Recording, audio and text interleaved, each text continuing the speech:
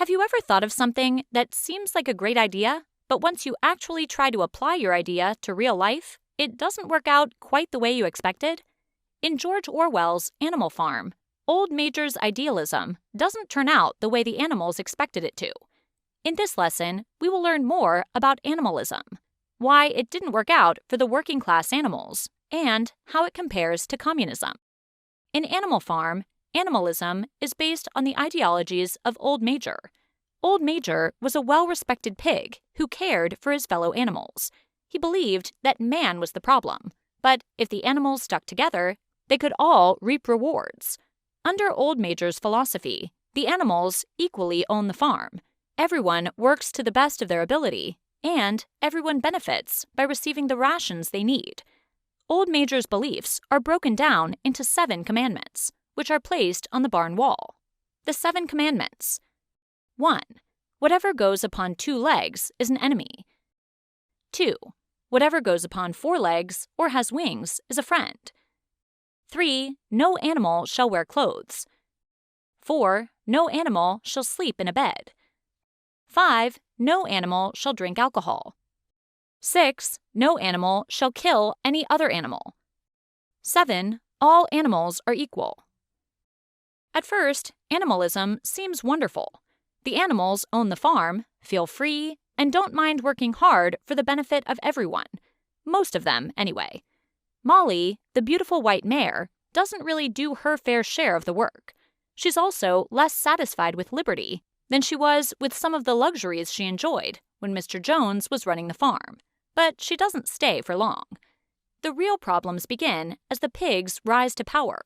Being smarter than the rest of the animals, they feel better than equal to the other animals. This imbalance begins early, with the pigs reserving the milk and apples for themselves, and soon Old Major's ideas are completely thrown out the window as Napoleon, the head pig, assumes complete control of the farm.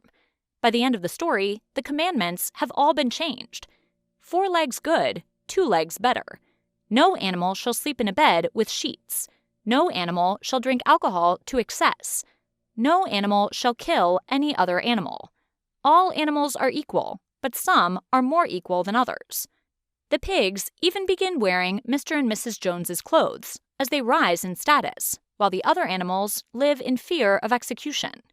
No one dares speak up to complain about the long work hours and limited food provided to the working animals, while the pigs enjoy a life of luxury in the farmhouse.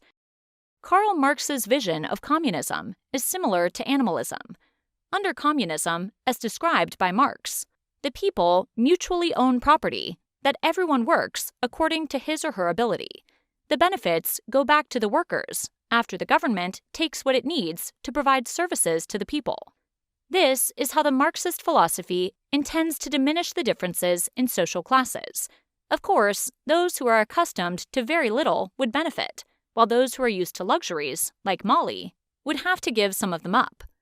Historically, the problem with communism, when it was put into practice in the Soviet Union, began when Joseph Stalin, like Napoleon in Animal Farm, wanted more power for himself. The working class worked harder than ever, and the government took what they needed, but the proceeds weren't necessarily returned to the workers.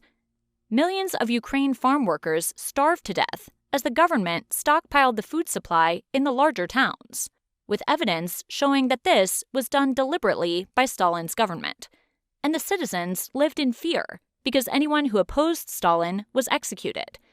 In both animalism and communism, the citizens had a dream of a better life, but power-hungry leaders twisted idealistic philosophies for their own gain, so that the working class ended up worse off than they were before the revolution.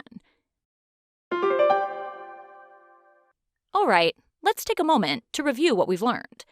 In George Orwell's Animal Farm, Old Major's idealistic philosophies are turned into animalism after the rebellion, with Old Major being a well-respected pig who cared for his fellow animals.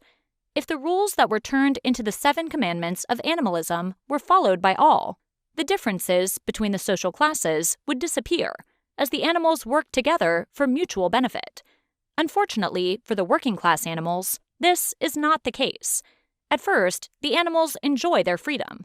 But when Napoleon and other pigs rise to power, the equality between the pigs and other animals fades. Animalism, thus, symbolizes communism, which began as Karl Marx's vision for a better world, but deteriorated when Joseph Stalin twisted the Marxist tenets for his own benefit in the Soviet Union.